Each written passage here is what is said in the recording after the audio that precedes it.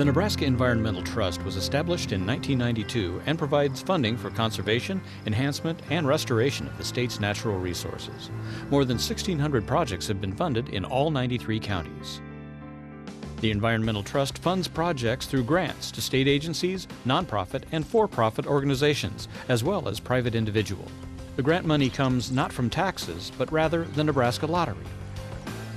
The Environmental Trust means a lot to the Nebraska Lottery because that's the reason that the lottery's here. Back in 1992, when the legislature passed the law and it was voted in by the Nebraska voters by more than 60%, the lottery came into being to support good causes like the Environmental Trust. Lottery revenues are divided 44.5% to the Environmental Trust, 44.5% to education, 10% to the State Fair, and 1% to the Compulsive Gamblers Assistance Fund. Projects must fall into one of the following categories: habitat, soil management, surface and groundwater, air quality, or waste management. The project must benefit the public, and trust funds will only be given to proposals that are deemed technically and financially feasible. The Trust Board is comprised of 9 citizen representatives who are appointed by the governor to serve 6-year terms. 3 are chosen from each congressional district and serve without pay and represent a wide variety of natural resources. 5 agency directors make up the remaining seats.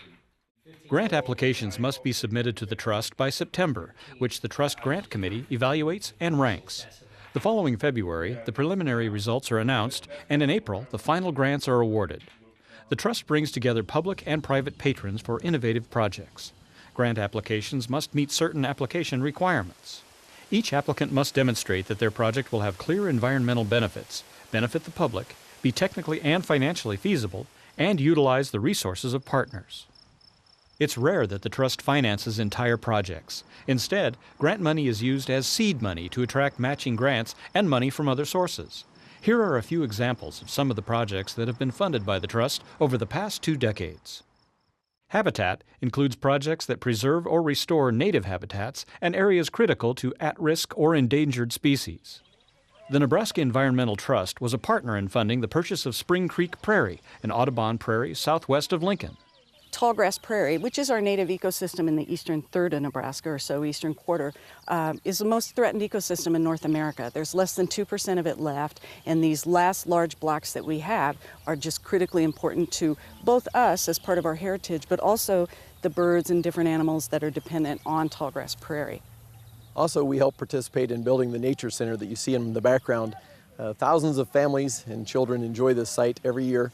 They come out, they can walk through the prairie, they can see the wetlands, the tallgrass prairie, and actually there's some wagon ruts from the original Kearney cutoff on this property. So it's a real gem just outside of one of the largest cities in Nebraska. The Nebraska Environmental Trust has also partnered in the past with the Nebraska Land Trust, who help landowners obtain conservation easements on their land. A conservation easement is a voluntary land preservation agreement, a legal contract that states what is allowed on the land in the future, such as agriculture or improvement to the habitat, and what is not allowed, such as subdivision development. When you purchase a conservation easement, you're basically purchasing the development rights on that property. And there is a federal program that will provide 50% of the funding, but then you have to find non-federal matching funds. And without the Environmental Trust, none of these projects could have happened because there just aren't the kind of matching funds available that we need to do big projects like this and we're of a landscape scale scope. Because agricultural landowners have most of their assets tied up in their land, they aren't able to afford to donate a major part of their asset base, their land, for conservation. The purchase of a conservation easement offers an alternative to selling their land for development. The landowners are paid a fair value for the land put under easement, while the land is protected from future development. Now I want to make clear, conservation easements aren't about stopping development and growth everywhere. They're about protecting special places as growth occurs.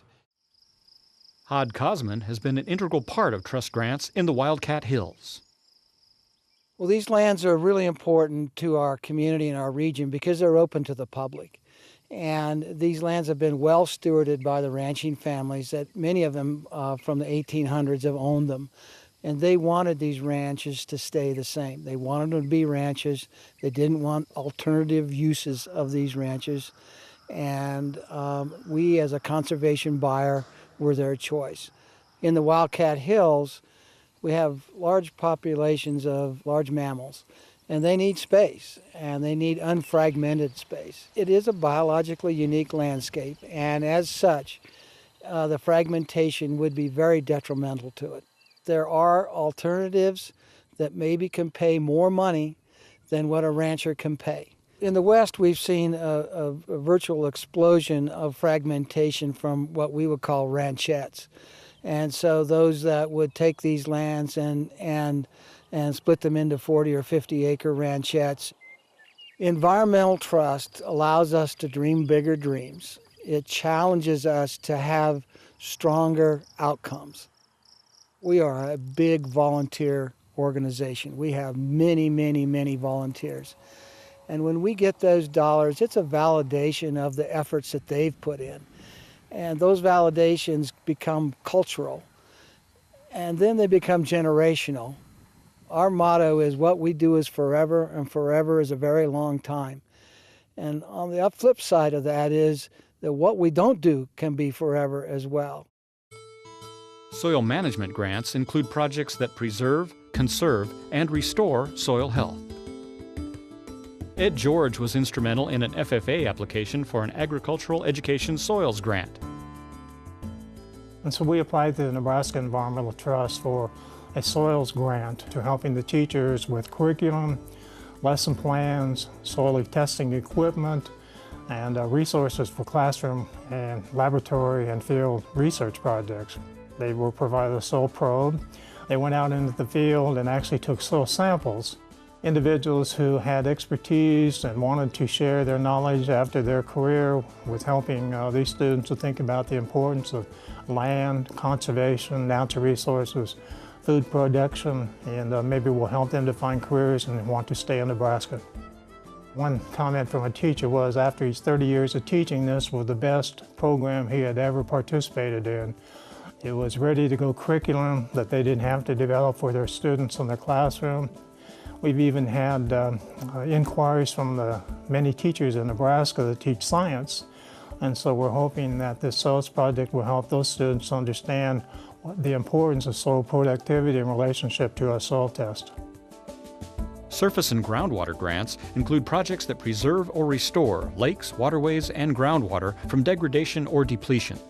Those that research, design, or foster best management practices or efficiently and effectively manage water use. In 2008, the City of Lincoln Rain Garden Project grant was approved to support rain gardens installed by Lincoln residents. A rain garden is a garden of native shrubs, perennials, and flowers planted in a small depression, which is generally formed on a natural slope. It is designed to temporarily hold and soak in rainwater runoff that flows from roofs, driveways, patios, or lawns. Rain gardens are effective in removing up to 90% of nutrients and chemicals and up to 80% of sediments from the rainwater runoff. Compared to a conventional lawn, rain gardens allow for 30% more water to soak into the ground. It is not a pond or a wetland, but is dry most of the time and typically holds water during and following a rainfall event. In 2003, the City of Lincoln undertook the largest and most environmentally sophisticated urban aquatic habitat rehabilitation project in Nebraska. The 110-acre Holmes Lake, built in 1962 within the City of Lincoln, had approximately 400,000 cubic yards of sediment removed in order to restore it to its approximate original depths. The Trust has provided millions of dollars to lake rehabilitation across the state, including Lake Ogallala, Lake Wanahoo, and Lake Erickson, just to name a few. Air quality grants include projects that promote and implement clean air strategies, including greenhouse gas reductions, and those that research, design, or foster best management strategies. The Metropolitan Utilities District received a $500,000 grant from the Environmental Trust for the Driving Omaha Natural project, which facilitates the expanded use vehicles fueled by compressed natural gas, or CNG, in the Omaha metro area with a fleet fund to offset the initial cost for fleet operators in the Omaha area. CNG is the cleanest burning alternative fuel commercially available today. It represents an environmentally friendly alternative to petroleum-based fuels. CNG also helps to substantially reduce air pollutants from vehicles, which is important in the Omaha metro area because that area is at risk of violating the national ambient air quality standards established by the Environmental Protection Agency. Waste management grants include projects that promote and implement source reduction and waste management or toxicity reduction, projects that promote and implement the development of recycling markets, or projects that promote and implement reuse and other disposal diversion. The Nebraska Meds Coalition is comprised of several key statewide stakeholders, including the Nebraska Pharmacists Association, the Nebraska Regional Poison Center, the Groundwater Foundation, and the Lincoln-Lancaster County Health Department. All of these groups are involved to protect public health and the environment, specifically reducing the risk of accidental poisoning, illegal drug diversion, and of course environmental contamination. In fact, a 1999 U.S. Geological Survey study told us that they found trace amounts of drugs in 80% of surface water and 93% of groundwater. And in that study, 7 Nebraska streams and eastern Nebraska aquifers were included. So it's not just a problem for the U.S., it's a problem for us here in our state. Well, when we flush medications, they end up getting into our planet's water bodies. And that means it can impact the aquatic creatures. It means it gets into our drinking water. And all of those can be issues for the wildlife, for humans, and we really need to take care of the planet and ourselves at the same time. One of the core pharmacies involved in the program is at Russ's Supermarket at West A and Coddington Avenue in Lincoln. In this pharmacy, the pharmacists and the staff here have embraced this project and they talk to their patients about it. They also take this opportunity when patients are bringing their medications back to ask them why they didn't take it or why they didn't finish their course of antibiotics. The pharmacists here really care about their patients and how their medications are disposed. The Nebraska Environmental Trust has been an invaluable resource in making this work possible by providing the funding needed to allow us to get pharmacies involved, to bring stakeholders together, and to provide a clear solution for unwanted medications in our communities. The Trust has seen enormous growth and expansion in the areas of waste management and recycling in recent years. Individuals and groups have been taking a more proactive role in bringing such awareness to communities. Both the Grand Island Clean Community System and the North Platte Recycling Center are perfect examples of these efforts that have been successful and have benefited the community in the past few years. Like these two facilities, many recycling facilities have been established all across the state in recent years to meet the specific needs of communities. We're here at Under the Sink today in Omaha, Nebraska to learn about all the hazardous materials that can be kept out of the landfill by residents bringing their materials to this facility. Over 15,000 residents bring their materials here each year, and over 1 million pounds of hazardous waste is diverted from the landfill. Located on 120th Street, Under the Sink is open 4 days a week, year-round, to Douglas and Sarpy County residents. The mission of Under the Sink is to safely collect, reuse, renew, recycle, or dispose of potentially hazardous waste from households. Once it comes in, we separate everything out by its DOT hazard class. All the flammables are kept together, all the corrosive materials, all the pesticides, for instance. Motor oil and antifreeze are separated out, and those are collected and stored on site. The neat thing about motor oil here is that we do have a 2,000-gallon storage tank, and we do burn that in a waste oil boiler to heat the workroom of the building during the wintertime. The antifreeze that we collect, it is able to be recycled right here on site. Contractor comes in, filters it, reconfigures it as good as new, and then the city uses that in its fleet of vehicles. Besides funding almost half of the startup cost to build the facility, the Environmental Trust also helped Under the Sink purchase a paint can crusher after the build. Paint cans are the most prolific item delivered to the facility. In addition, any paint and other household products received by Under the Sink that are partially used are placed in their restore. We have what's called a restore, and we do filter off some of the materials that come in here that are either new or in good usable condition. And people can come in and take those out. For instance, paints of all different kinds, latex and oil-based, as well as cleaning products, automotive products, adhesives, stains, varnishes, all kinds of things, all free.